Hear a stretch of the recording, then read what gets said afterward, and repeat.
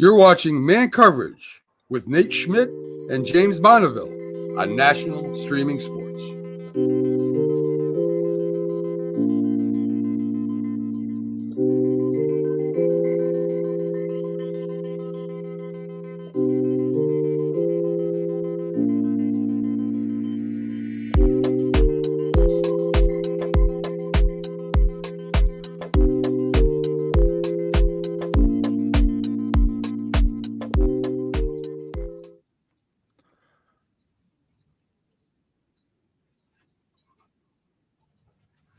Good morning or afternoon, everybody. This is Man Coverage with Knoxville Nate and James Bonneville. We are coming at you live 1/26/2025, talking about the national championship and everything that went down. James, how you doing today? Tired, man. The book is closed. It's been wild and woolly, and let's get after it. Let's close this. Let's close 2024 down and start talking 2025.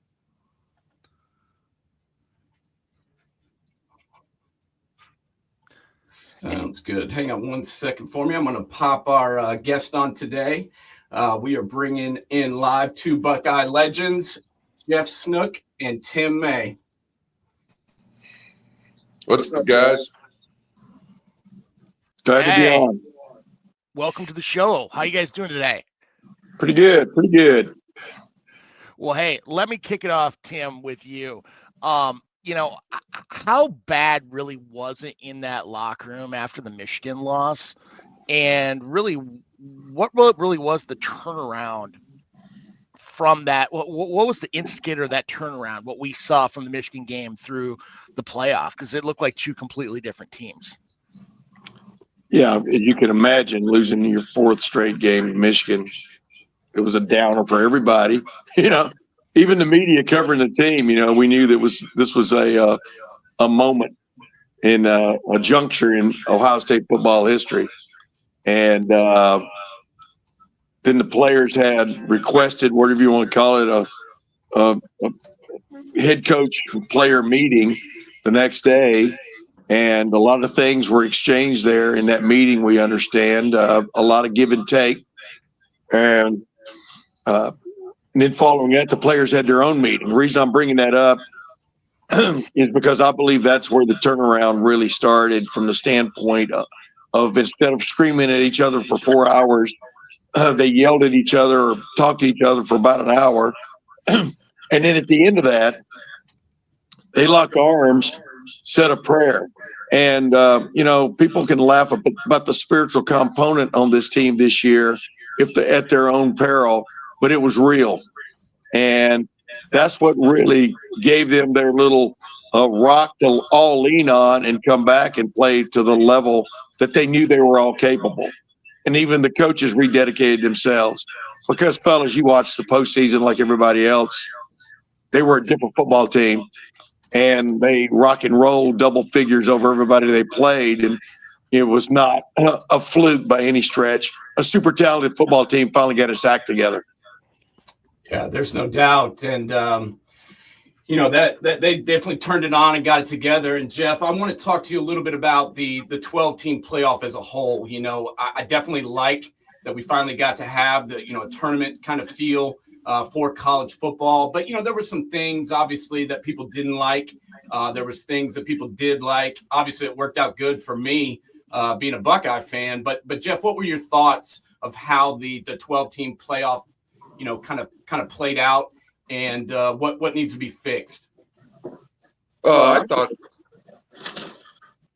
from the beginning that let me touch upon the question you asked Tim real quick. I told him, sort of made the argument, I don't think things changed with them as far as heading into the Tennessee game or during the Tennessee game, or that 21-0 lead in the first quarter of the Tennessee game. I think things changed for them in the post-game brawl on the field when Michigan tried to plant the flag for the second time in 3 years. I had people tell me that former players, when that happened in 2022, got all over the current team, that don't ever let that happen again. And you guys need to defend the honor of the program.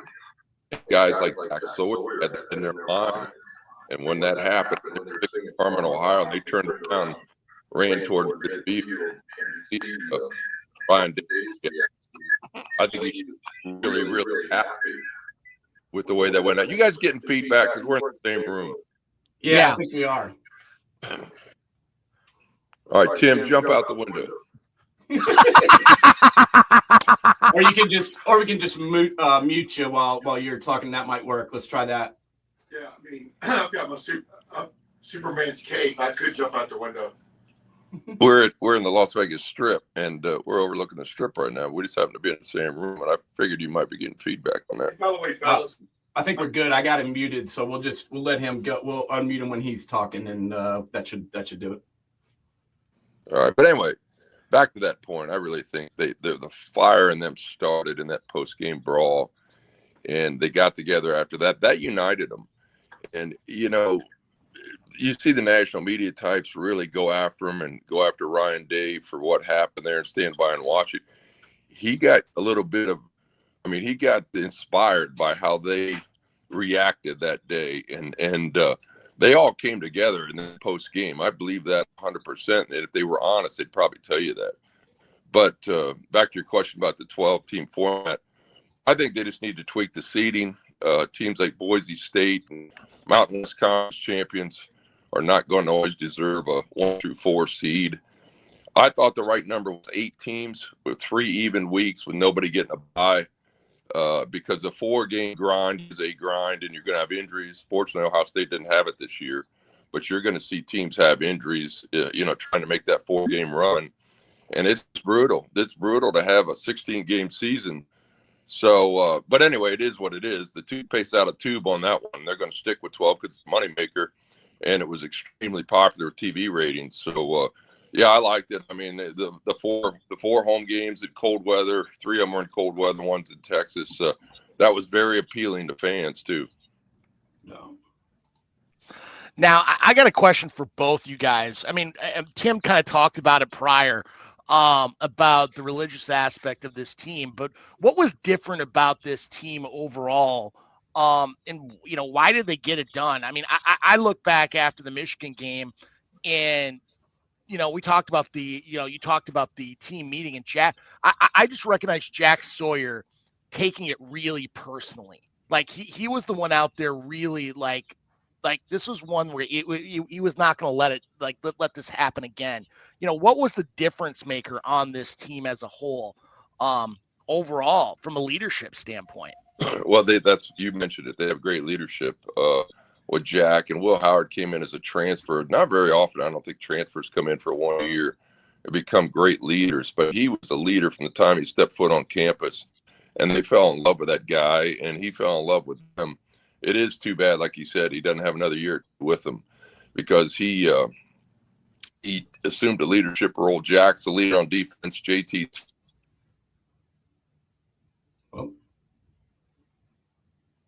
I think we just lost him. I disappeared for a minute. Can you hear me? Caleb, we got you. Caleb Dazzle, a sophomore transfer from Alabama, great leader on defense. The great leadership and great character. Tim will tell you, this team has great character on and off the field. And Notre Dame, that's why I got Notre Dame so far. Same type of thing, same type of kids, great kids on and off the field. And when your best players are your best leaders, and I've covered college football a long time, as Tim has, he'll tell you, your best players are your best leaders. You're going to have a successful season. I agree with that. I agree 100%. But number two, what finally has to happen is your great players have got to make plays, man. There were several times they could have gotten that Michigan game done, and you had your quarterback threw 2 bad interceptions. You had a Carnell Tate drop a ball over the middle. He might still be running right now with it. Right on down the line. That day, it just wasn't meant to be from the standpoint of making the plays when you had to. And what drew us, what drove anybody crazy who was watching that game, covering it, whatever you were doing, with the game plan itself. And Ryan Day and Chip Kelly took ownership of that gaffe, from a running game standpoint. And I think that paid off too, as everybody put their cards on the table and said where they where they faltered there. Well, that does a lot for a group that believes in itself and has what I said, that spiritual component to it, which final analysis, you don't blame anybody, you move on. And that was huge. But the bottom line was against Tennessee, yeah, they were fired up and everything else. They still had to make the plays, and they made the plays, and they did that throughout. I mean, obviously, we saw the best wide receiver group in college football and a quarterback who came as one. Chip Kelly. I think that was as big as everything else about the way they saw the field. And then we saw one of the best defenses in Ohio State football history. And I would take it all the way back to maybe 1973 in terms of when this defense turned up the wick. It shut people down. There are other defenses in between. Obviously 2002, 2014 and 15, 2019 for sure, but maybe 1996 and 98. But this defense is right on par with either great defenses you've seen at Ohio State. Yeah, and just following up on that talk, Jeff, I want to get your opinion about, bringing Will Howard in. When that was announced that was their guy and that's who they wanted to bring in, what were your thoughts then? And then what do you think about the way that he kind of, got things going throughout the season and obviously, put together, that amazing 4-game stretch, through the playoff? Well, I think the thing they've been missing since 2021 is a dual threat quarterback. So you remember the first 2 years, Ryan Day's head coachingship, they had Justin Fields, and it's just a different aspect. Any defensive coordinator tell you when you get a threat quarterback, it's just much more difficult in the college game to defend a great offense with weapons. So that's what they needed. And as much as C.J. Stroud lit it up, had a great career there, he just almost refused to take off and run the ball except for that final play against Georgia on the final drive. And you see what happened there. I mean, ran down to the 31-yard line, set him up to win the game. And he's doing it a little bit in the NFL, actually, taking off running. But I saw Will Howard out at Kansas State, and all he needed was a good support system around him. And, his final year at Kansas State, he had pretty good numbers. He tucked it and ran it quite a bit. He ran the zone read. What he needed to prove on was his accuracy. I think he completed 63% of his passes his final year at Kansas State. And Ryan Day wanted him to work on that, or just throw. And his percentage this year, 10 points better, 73%. And if they'd told Ryan Day that back in August, I mean, he would have been so thrilled knowing that they could make a run like this. And that's what he needed to prove on, and he did. Other than the Michigan game, I thought he was flawless. I really did. I mean, that Michigan game, he threw 2 terrible picks, and it was a perfect storm. Everything went bad. Play calling was awful. I mean, Michigan had one strength, that defensive line. Even their best corner was out that day. And why they continued to run it in there, I don't think we'll ever know. But Will Howard was an A-plus transfer. Cam Ward was out there. Some other guys were out there, and they got the right guy. Yeah, there's no doubt. Tim, we've been talking a lot about the players here today, but, let's talk about Ryan Day and this coaching staff. And what was different about 2024 Ryan Day versus before, and what changed overall? Like, I mean, it just seemed like even after that Michigan game where he just felt despondent, just like watching the players with the scrape and at center field with the planting the flag. Usually most coaches would have been there. He was just kind of standing in the background, kind of like almost numb. And from the playoff on, you saw a different guy, like a guy that wanted to go out there and like punch somebody in the face. Like he wanted to go out Lou Holtz at any time if he had the chance. I mean, what are your thoughts, Tim? Well, they're kind of when the flight planning started. Players were singing Carmen, Ohio, and all of a sudden they noticed what was going on. And that included Ryan Day was down singing Carmen, Ohio. No, he probably didn't want to be doing that, but he was on another term. He was because he saw sports at the time in Michigan. He understood some of the folding anyway, and he was out there and the coaches and staff are breaking it up. I mean, even a video to capture the situation, and but he knew that afternoon they weren't good enough, and he knew the ramifications of Michigan, and he, really, in some fashion, and he went with that team meeting. He didn't have to do a lot of because maybe some were steeped in Buckeye law would have said, "I'm going to keep hammering it my way. I'm going to do it my way, and you guys are going to follow because it's your fault." So he didn't take the approach. He took ownership of the loss and then moved on from there. And I think he. Yeah, and Jeff, just following up on that, bringing in Chip Kelly, I think it took a little bit of Ryan Day swallowing his pride to do that, and I think it was actually a pretty good move. It worked out. What were your thoughts when you heard that Chip was quitting as the head coach at UCLA and coming to Ohio State to take over the offensive coordinator position, and why do you think that ended up working in the long run? Well, number one, it's a reflection on today's times of the money involved. So if you think about a head coach leaving UCLA to become a coordinator in the same conference, I don't think that's ever been done before on his own. But I think he was making $5.5 million there, and he's making $2 million at Ohio State. But he had been in the NFL as a head coach for several years. He'd been in college head coach for 4 years.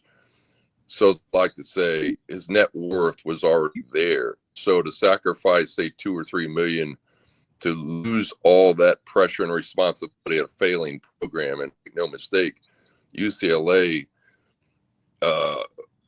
versus their crosstown rival USC has a lot of issues, a lot of problems, and he encountered all those problems. I think he wanted out of there, and he's not going to go anywhere and take an assistant's job unless he does it with his former protege, who he knows he can get along with, who knows he can have total autonomy in running the offense.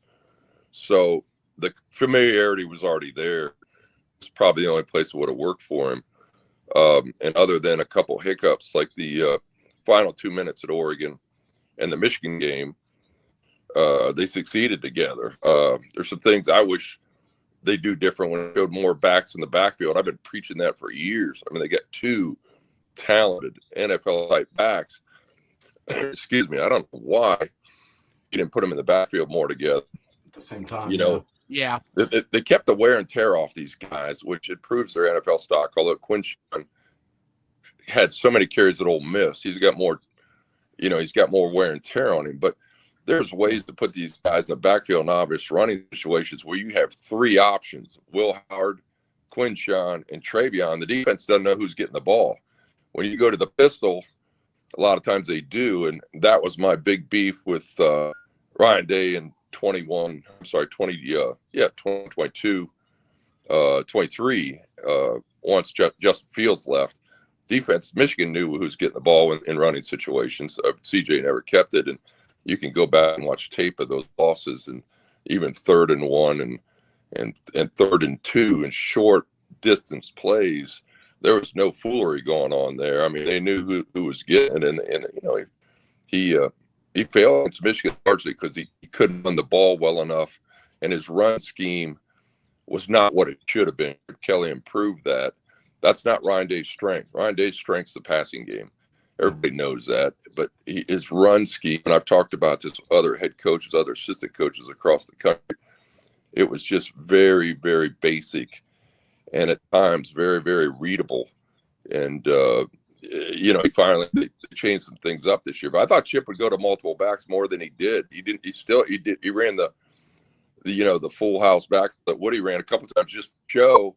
And he ran at the goal line. I think it gets Northwestern a couple other times. I wish he'd gone to it more in short yard. It's almost unstoppable if you run it right. Yeah. Now, I got a question for both of you guys. I mean, we've seen the transfer portal in action now for a few years now. And the one thing I've noticed is the teams that are like, especially this Final Four, were teams that really built their organization, their team off recruiting and just supplemented through the transfer portal, where you have some schools that view the transfer portal like, they're just completely trying to reshape the roster every single year. Do you think that you're going to see more teams across the country follow that Ohio State, Texas, Notre Dame model moving ahead if they want to make a run at the national championship and put more emphasis on high school recruiting rather than trying to go after the transfer portal? Ohio State, Brian Day has stated he wants to continue to build his program primarily through recruiting of development of players, but you always have to go out, as he's pointed out many times, and augment your roster now because you can. It's legal to go out and augment your roster through the transfer portal. That's exactly what they did this year. This might have been a perfect storm for the old way of doing things and the new way of doing things because of their $21 million they spent from the NIL end of things, probably 80-90% of that was used to maintain or bring guys back like JT Tuimoloau, Jack Sawyer, Denzel Burke, Davis Igbinosun, right on down the line. Name almost any primary player. So I think Ohio State's going to continue to try to do that, but this was probably a perfect storm from the standpoint of I'm not sure how many times you'll see a team built the way Ohio State was built. And luckily, also Nick Saban retiring. Suddenly, you've got Caleb Downs transferring to your school. You've got Julian Sayin, probably the quarterback for 2025 transfers. He was already at Alabama. A lot of things came together to make this perfect storm for Ohio State for 2024. We'll see if they can continue that. But one thing real quick before you cut me off and go to Jeff is I think you're going to see teams more and more look to the portal for developed, already proven or developed offensive linemen because that is the commodity. That is the toughest thing to find in high school and project that they're going to be 3 and 4 years down the road after they've been blocking 210-pound defensive ends that they're going to be able to block 280-pound defensive ends with quicks. And so I think even Ohio State, I think you're going to see them look more and more to the portal in the offensive line realm more than anywhere else.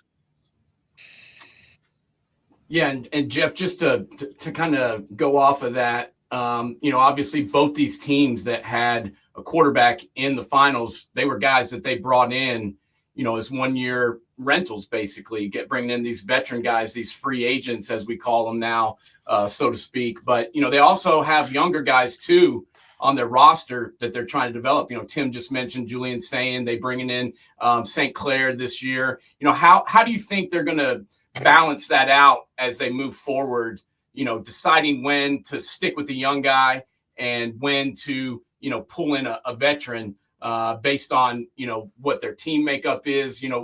I just want to get your thoughts on how you think that's going to play out. As quarterback goes? Yeah, as quarterback goes. I lost you guys. You hear me? Yeah, we got you. Yeah. Hello. Yeah, we got volume. You. Yeah, we got you. Me talk? I'll talk about it if you want me to. Yeah, go for it. Go for it. You hear me at all? Here's what we all expected them to look to the portal to bring in a backup quarterback type of player. They think they've got the quarterback. I mean, Julian Sayin, we don't get to watch practice, fellas, but maybe twice a year. But the ball jumps out of his hand from a passing standpoint. He might end up being the best, just pure thrower of the ball that we've seen at Ohio State. A lot of the coaches think that way.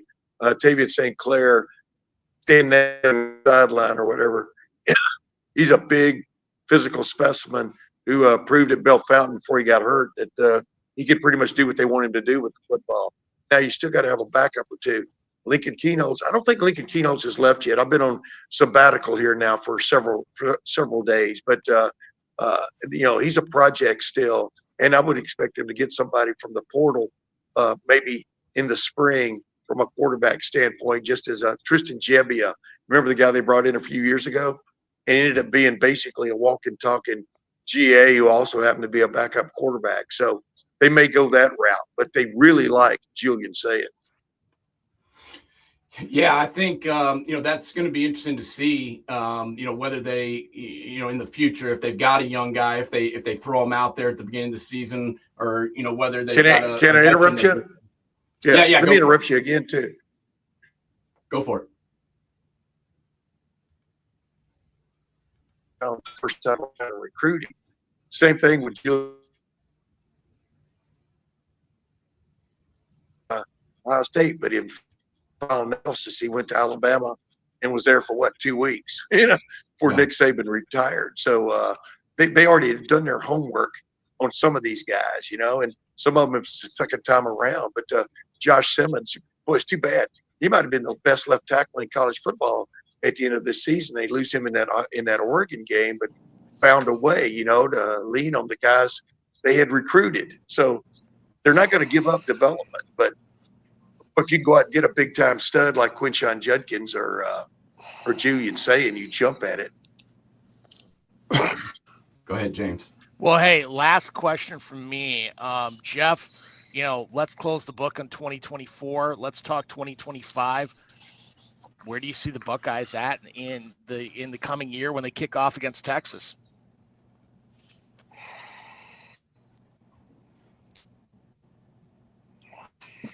You hear us, Jeff? You want me to answer that? Yeah, go ahead, go for Tim. it. Yeah. Go ahead, Jeff. Yeah, I went down the hall so we wouldn't get that feedback deal. I can let y'all know. I showed y'all a hall shot. It looked like we're in The Shining where I'm sitting right here. But the interesting thing about Ohio State is how many key players are losing, fellas, on both sides of the ball, especially on the offensive and defensive lines. You're basically losing your starting defensive line, right, from this year. A stellar defensive line, not the least of whom were Tyleik Williams and Ty Hamilton. Those are going to be big fill-ins that they're going to have to get done there, especially develop in the spring. Offensive line-wise, you're losing your 2 tackles. So that's going to be huge. But the guys in the middle really came on as you watched as the season went on. And you're losing your starting quarterback. That's always a big deal. So I think people initially projecting this team top 2 or 3, I'm not sure how accurate that is. But I think this team could develop. They've got talent, big-time talent, and I think it could develop into a top 2 or 3 team as the year goes on. But, if I was voting in the AP poll, which I don't do anymore, I haven't for a long time, I don't think I'd have it in my top 3. I would. And you got Texas, but Texas has got a little bit of a proven commodity at quarterback, in Arch Manning. They've got a lot of guys back. So I think that would be legit for them to be number 1. But Ohio State, it's going to have to prove a few things. It's just going to be the same thing with Oregon, same thing with Penn State, right on down the line. Hey, I give you a quick anecdote If you guys about about the era we're in. Give you a quick anecdote about the era we're in. As I leave the press box on the Rose Bowl, and I'm walking to go to the field and interview area. Ask me, this other guy, and say, should have ponied up for Cam Ward. You understand what I'm saying? Dylan Gabriel in their final like good third Heisman Trophy voting and led his team to a 13-0 record before getting beat. So that's the era we're living in. Even the fans are going to be have very little patience. Yeah, it's a little bit ridiculous, and what I'm hoping is that next year. That's the word, guys. I can't hear anything. I'm gonna go bye. I can't hear a word. All right, got you. Thank you, Jeff. Thank you, Jeff. Appreciate you. Last question here from me, Tim. Before we let you out of here, first off, congratulations on the retirement. We're gonna miss hearing from you all the time. Hopefully, you'll still come back and get us time to time, but are they going to give Ryan Day a little slack now, when he loses one game? Are people going to be calling for him to be fired, or maybe has he bought himself a little bit longer leash? Yeah, you can't. There's no factoring in how jackasses are going to react. So I can't. I mean, I'm talking I'm talking about the people who are calling for the firing after a regular season game, and then you see this team make the run to the national championship. If people don't understand, just from that microcosm example of the new era we are in college football, you can't do anything about it. But Jeff made a very good point as we were shooting the bull the last many days. Probably a lot of that really over the top reaction was from people who lost money, on the game. And that's the other element in this now that wasn't prevalent. It was around, but it wasn't prevalent like it is now in major college sports. The people who were wronged but they took the wrong points or something, So well, I mean, they should have 38 million sitting in their back pocket to buy him out if they're that upset about it. I mean, it only cost 38 million. I mean, you and I both probably have that sitting under our couch. If you know Ryan Day, if you know that, and y'all do, the job he's done as the head coach of setting up the transfer portal situations, he and Mark Pantoni. I mean, he's now the true CEO of the football program instead of being, sort of a glorified offensive coordinator. He's running the show. They've had the best academics they've ever had. They've had the best recruiting in a row they've ever had. They just won a national championship. I don't know really what people want except to beat their rival again. I understand that, but that shouldn't be the be all and end all of being a head coach anywhere, unless along with losing to your rival, you also blow it in the postseason when you should win. So, Jeff Snook, I know we could hear you, but you couldn't hear us, Jeff. He was letting me know to tell y'all he couldn't hear you. But the bottom line is we're in a new era in Ohio State, just like in 2014. In the first college football playoff, won it all. In the first extended 12-team playoff, Ohio State won it all. Maybe for Ohio State's sake, they're going to move to 16 teams next year. Hey, while we're at it, why don't we go to 64, make it like football too as well? So, no. Next thing we're going to have is like you end the season, next day is spring ball. So, well, you saw in the first round of the playoffs that after you get deeper into this, there aren't a whole lot of teams that match up.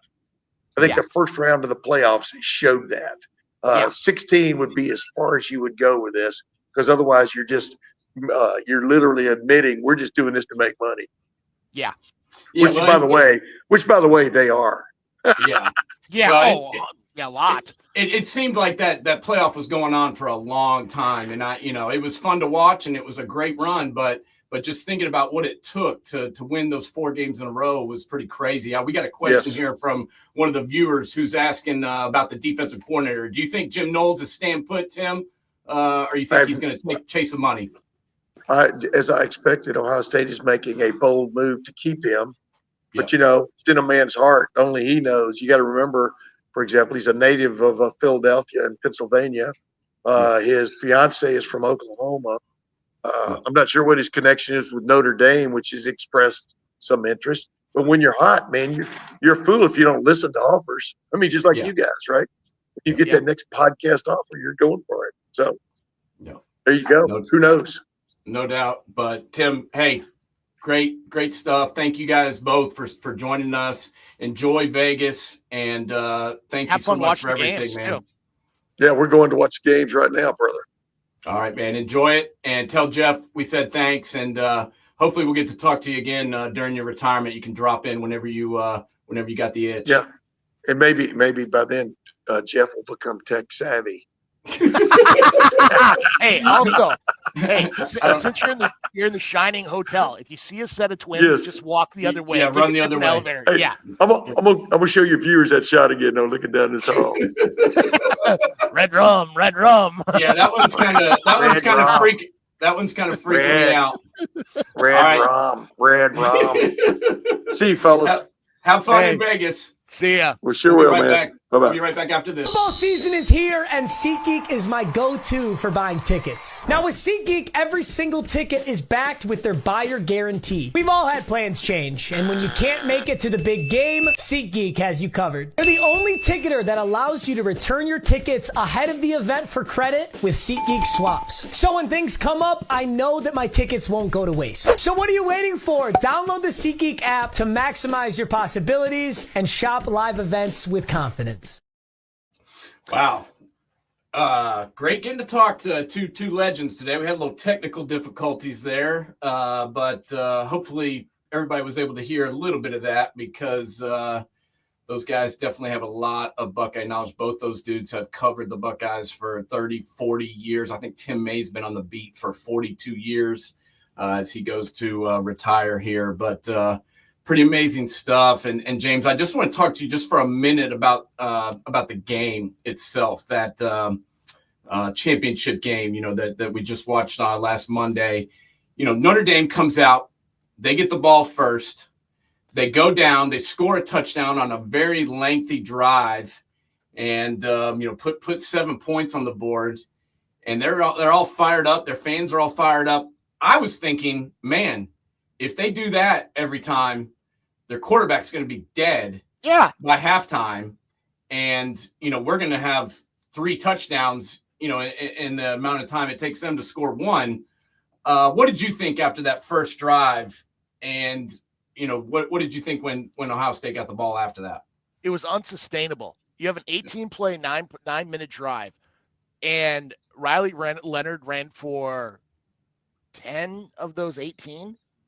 I mean, unless he was planning on carrying the ball 50 times that game, that's not a recipe to win by any stretch of the imagination. And my guess is probably one good jar in the early third quarter, and he would be going night-night for the rest of the game. I mean, after that, you take that first drive off the board probably for the next, probably to the middle of the third quarter. Ohio State really played well. Like, you look at the Oregon game, they came out hot. The Tennessee game came out hot.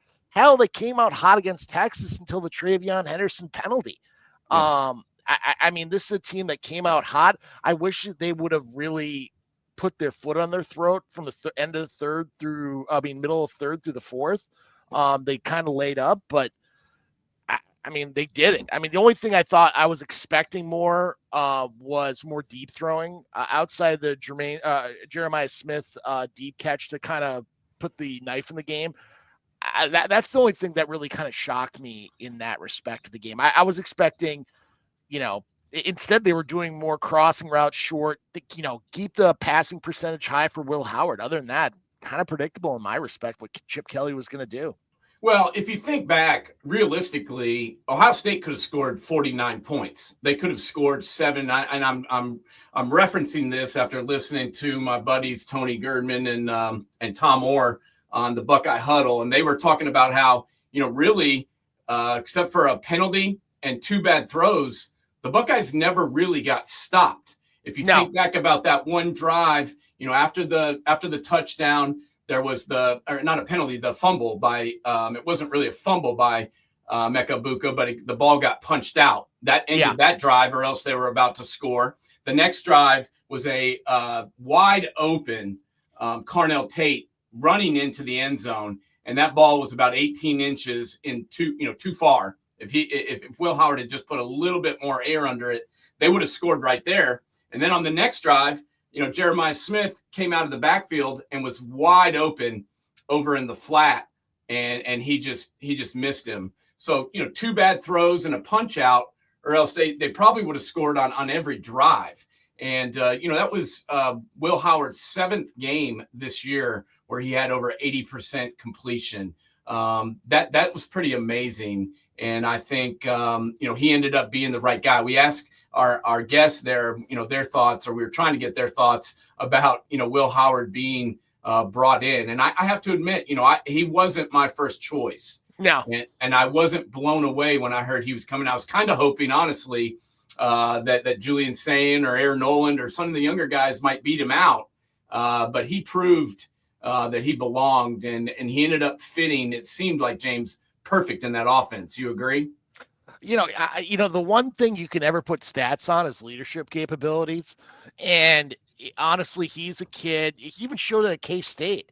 The kid's a good leader. I mean, the one thing he just didn't have at K-State was somebody pushing him, which he got at Ohio State. And I think K-State should look back at, Connor Riley and Matt Wells should look at, especially with Avery Johnson, maybe pushing them, seeing what they're capable of. I mean, obviously Will Howard's got a ceiling, but yeah.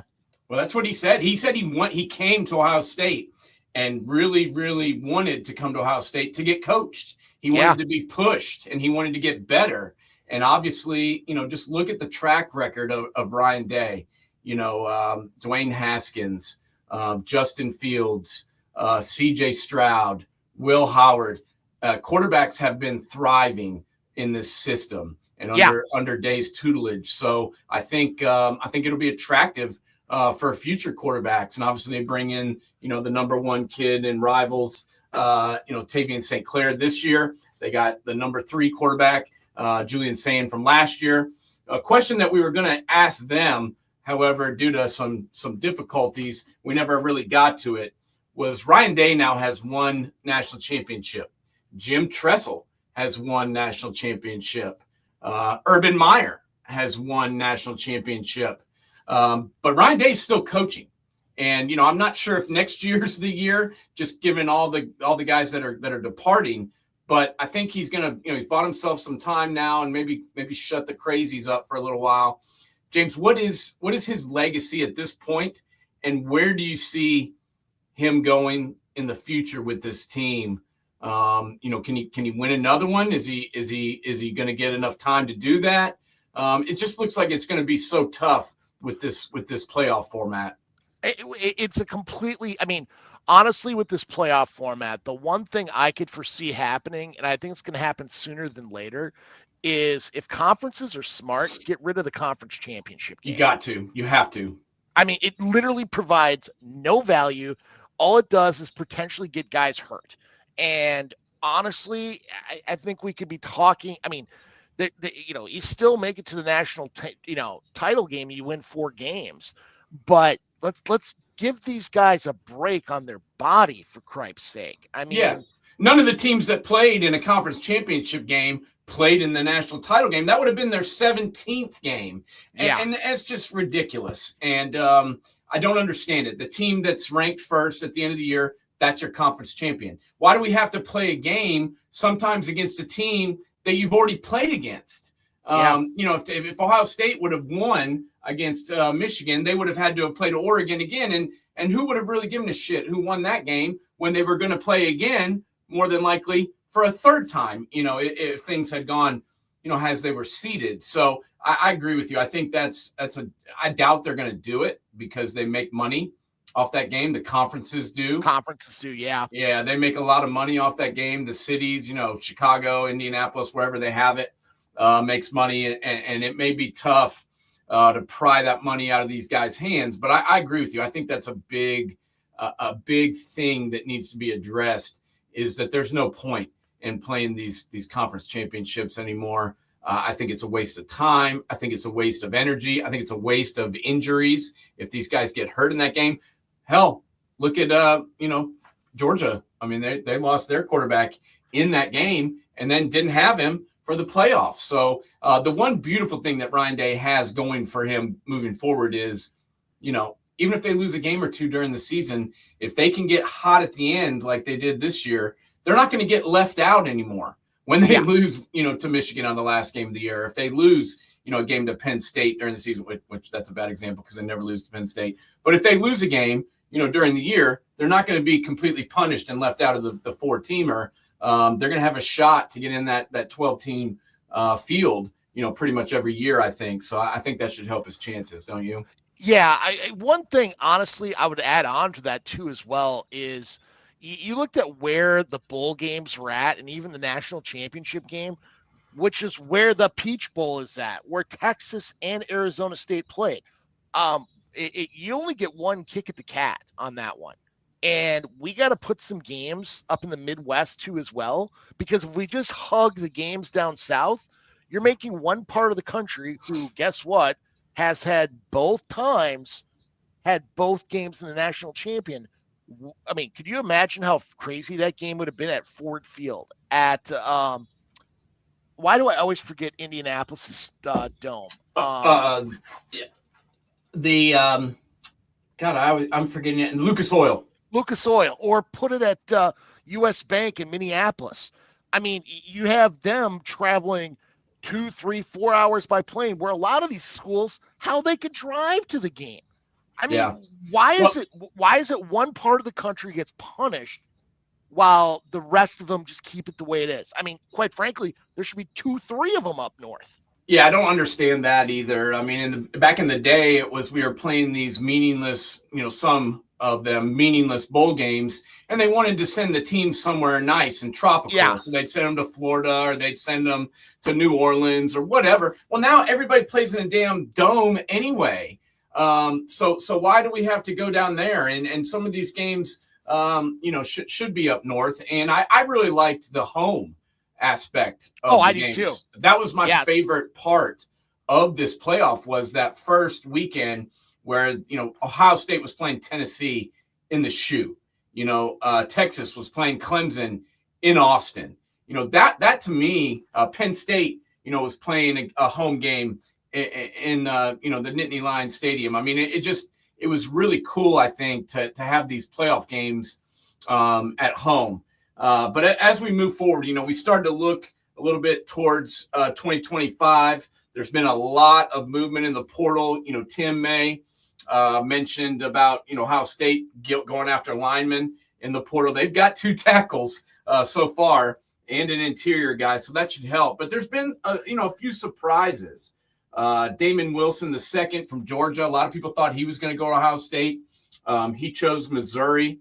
The quarterback from Washington State is headed to Oklahoma to battle for that job. The rush end, Patrick Payton, is going to LSU. What has been I guess what guys have surprised you with their choices, and who do you think has really helped themselves through the portal, James? If Miami can stay, if Carson Beck is not as injured as what we've been hearing, that would be interesting to see what Carson Beck can do in that Miami system. I mean, there's still a lot of talent sitting there. The other one is the quarterback, the Castellanos quarterback from BC going down to Florida State. I mean, that is really intriguing. And then Jackson Arnold transferring from OU over to Auburn. They've got a very young team there that I think if he, can do what he was supposed to have done at OU, there's potential there, but they're just so damn young. I don't know what it is that, if you could really buy on that quite yet. Yeah, I did like the Fernando Mendoza, the kid from Cal going to Indiana. He reminds me of the quarterback that Indiana had this year a little bit. Yes. So I liked that move. I did not, as we mentioned already when we talked a couple of weeks ago, the Malik Murphy move to Oregon State still has me scratching my head. But, Duke football paying $3 million for Darian Mensah. I never thought I would see the day where Duke is paying $3 million for a football player, but that's the times we live in. I think Manny Diaz actually did a really good job this year. Hell, they had a better record than Mike Elko did at Texas A&M. So I think he can build on that with another quarterback. Caden Salter to Colorado. I think he's going to, compete for that job. He's a guy that's played a lot of football, James. He was at Tennessee. He went to Liberty, won a lot of games. I think he may be able to compete for that Colorado starting job. And then the last one that I want to get your thoughts on, Air Noland to South Carolina. Why would he do that? That was the one that I sat there and scratched my head at because, Lenora Sellers is already sitting there. He's not going anywhere. He ain't going anywhere unless there's something really weird that happens in spring ball. Why do you want to go somewhere else where it's guaranteed you're not going to start, where honestly, there's probably a better chance for him at Ohio State. I didn't understand that one in the least.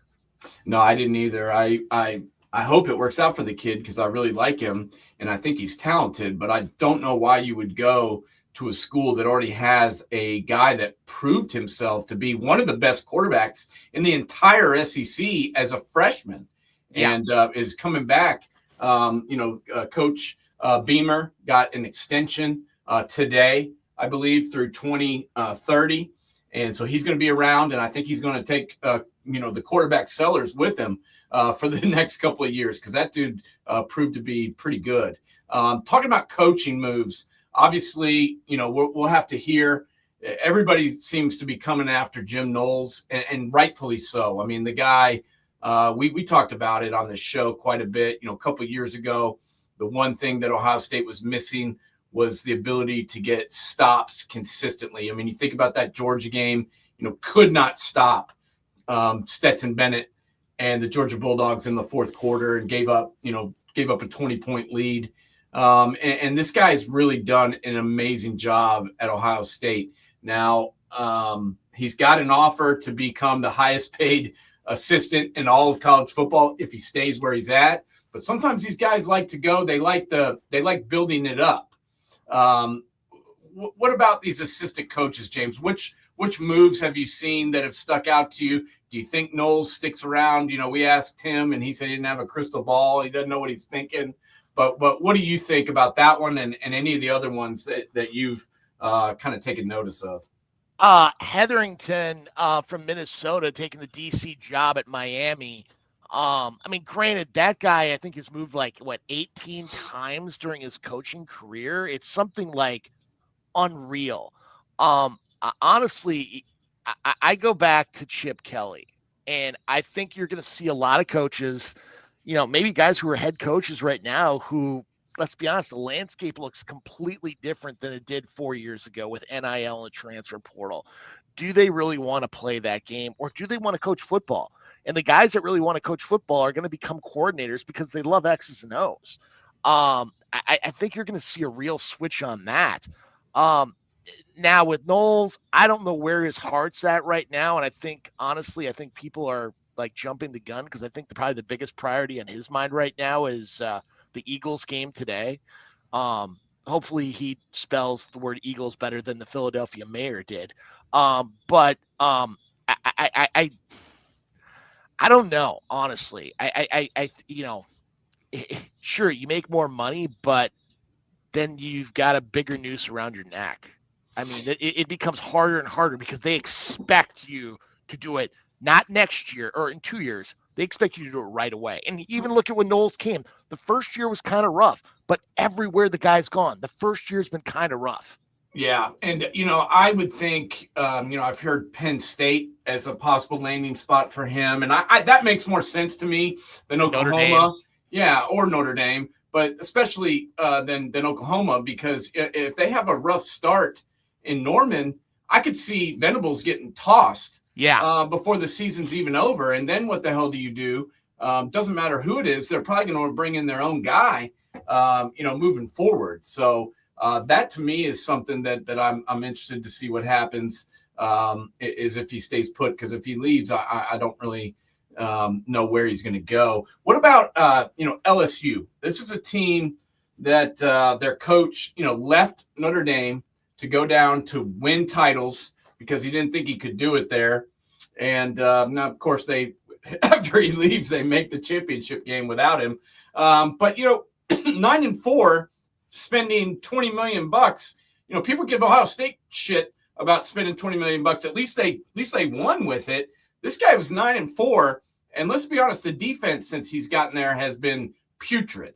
How does he fix it, and can he fix it, and can they win a title down there, James, with the guys they have in place? Well, you got to break that down. Can LSU win a title? Absolutely. Coach O did it. Les Miles did it. Nick Saban did it. All in the modern era.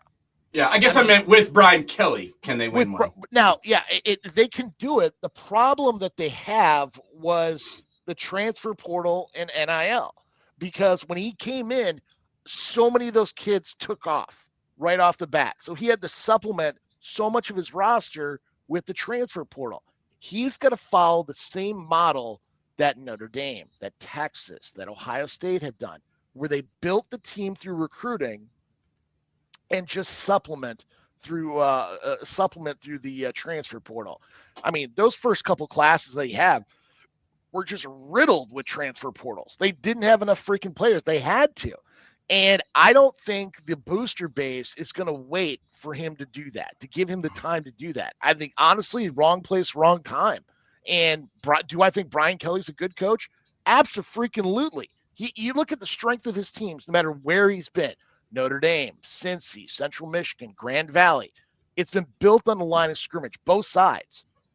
And now, their offensive line's okay. It's nothing special, but not to the level that he wants at any of the schools he's coached prior. Yeah, well, they've got 2 tackles that are going to get drafted probably in the top 10 or 15, and that Will Campbell's legit, but that interior is not nearly as good. The exterior is great. Yeah, and Jones is pretty solid too. But I guess I want to get your thoughts on them making the move at D coordinator, bringing in Blake Baker, who, in case people do not know, he was the defensive coordinator at Missouri. He came in, I believe he was hired last year to come in and take over after the dreadful defensive campaign with Jaden Daniels. Their defense wasn't that much better this year. I got to imagine he's under some fire. Is this guy going to be able to turn around in his second year, I guess? Well, honestly, you look back at his first year at Missouri when he was the DC, and we were predicting that first year that Missouri was going to finish dead last in the conference. I mean, they turned out to be a lot better. Were they great? By no stretch of the imagination. But then 2023, that defense really was the mainstay of that team. Yeah, you had Brady Cook at quarterback, and you had that running back who went on to the NFL, who was that walk-on who played Division II somewhere. I can't even remember his name off the top of my head. And you had Luther Burden, but really not much else. The bedrock of that team was that defense, especially the way they tacked the quarterback. And I think Devin Smith and Lincoln Kleinholz probably still remember that game well because they spent more of the time in the back that game than they did standing up. Devin Brown. Yes. Devin Brown, And the running back's name was Cody Schrader, who's a badass from Missouri. But I agree with you 100%. I like what you were saying there. That guy, he put together a hell of a defense there his last year at Missouri. That's why he got the job at LSU was, they saw the things he was doing there with, rushing the passer, playing coverage. He had it all together.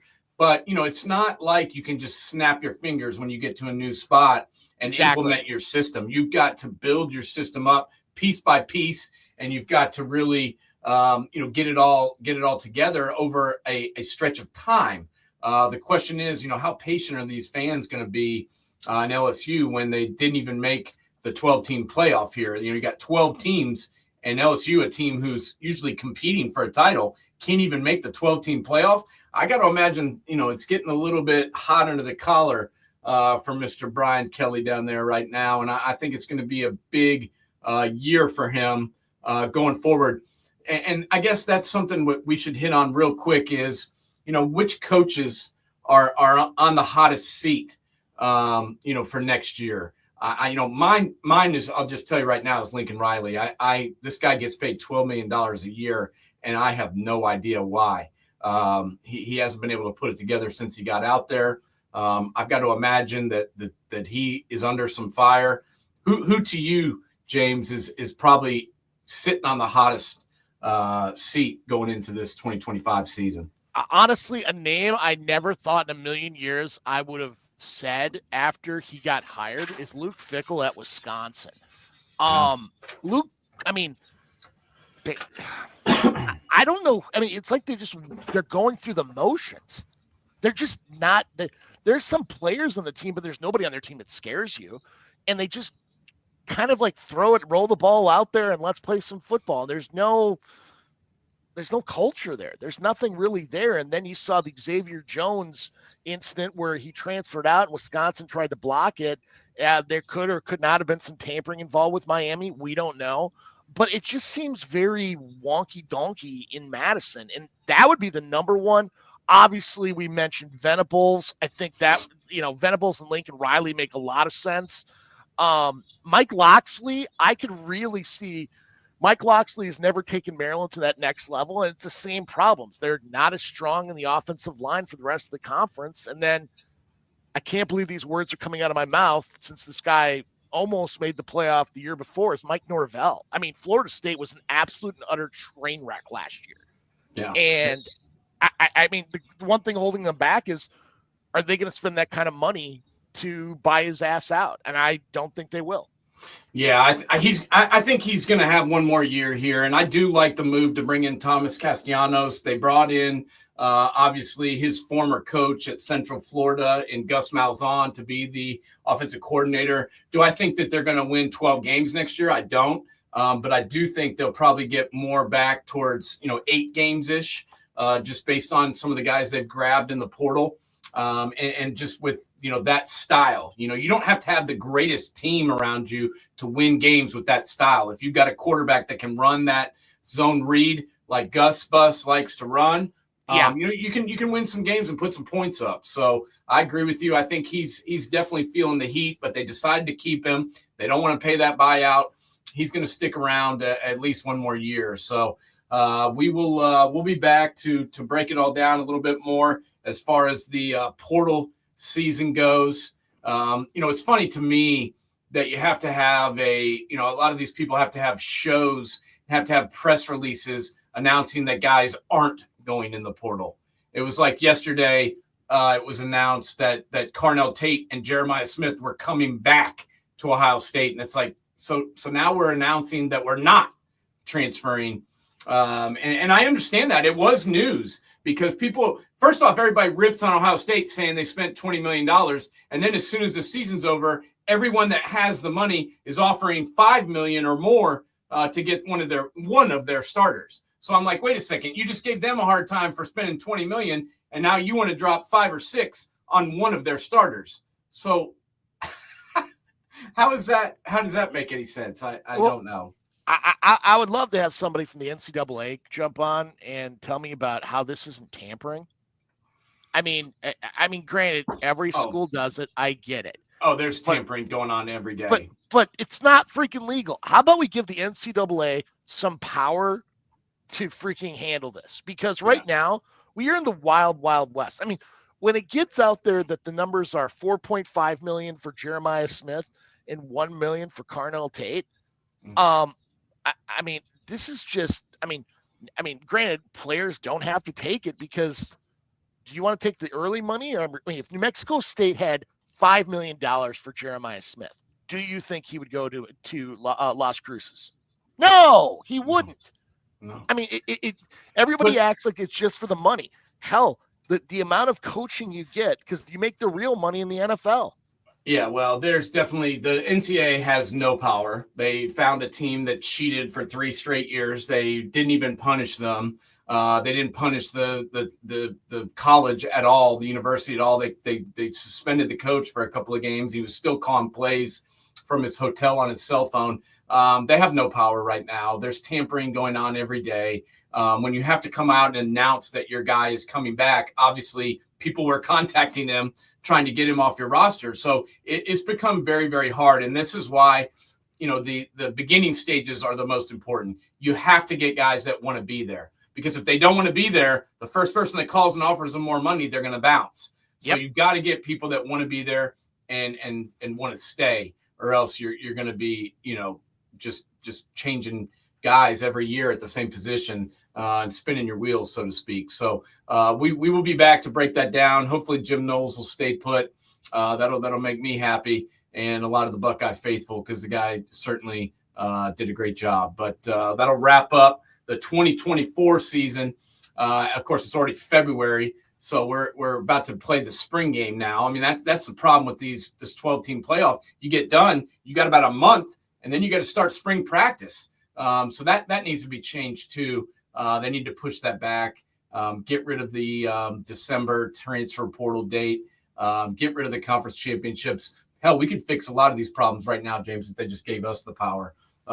We could solve it all. But thanks to everybody for listening. Thank you to Tim May and Jeff Snook for joining the show. And thanks to everybody for listening. Thank you to National Streaming Sports, our parent company, and our sponsors, BetUs.com, America's trusted sports book, as well as SeatGeek.com. Go and use promo code NSS and get you $20 off of your next ticket purchase on their website. Have a good one.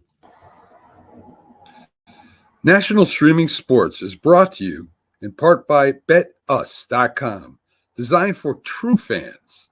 NFL odds, Week 1 and futures, college football odds, including Heisman Trophy favorites and playoff odds, NBA odds of division winners and playoffs, Major League Baseball playoff and World Series odds, the National Hockey League Conference playoffs and Stanley Cup odds, and boxing wagers.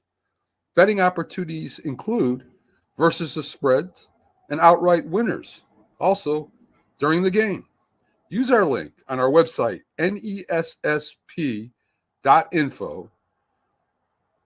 the Bet Us Opportunities webpage, for a 125% bonus on your first 3 deposits. Must be 21 years old, and remember, bet responsibly.